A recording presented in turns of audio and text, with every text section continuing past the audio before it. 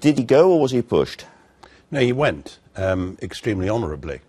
I didn't try to argue him out of it, because I think he'd made his mind up and I think it was the right decision. But he came to you and said, I've decided to go. We had several conversations yesterday. He's editor-in-chief of a great news organisation, and I think he felt he should take responsibility for the awful journalism which disfigured that Newsnight programme. And one of the ironies is that he was a brilliantly successful editor of Newsnight himself for some time, which I guess is one of the reasons why Jeremy Paxman said some gracious and properly gracious things about him. Yes. But now he's been destroyed by these two programmes. And destroyed particularly, perhaps, by his interview with John Humphrys on the Today programme. I don't know if you heard that, but everyone that I've spoken to who heard it thought that this was a sort of catastrophic car crash radio interview.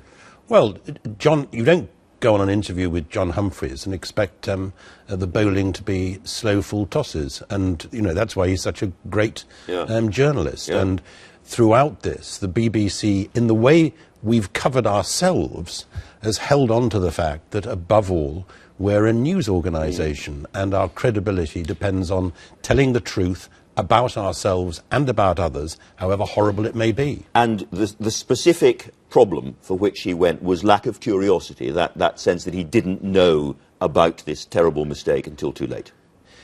That was very late. That was part of it. I think he was one of the tragedies is that he wanted to do all the right things in terms of the management of the BBC. Perhaps we can come to that in a moment. Yeah. And what undermined him were exactly those failings which he wanted to address. From the beginning, unfortunately, in dealing with a crisis, he was at least implicated in the first crisis because he'd been director of Vision when that original Newsnight programme had gone out. So it made it very difficult for him to tackle the whole thing.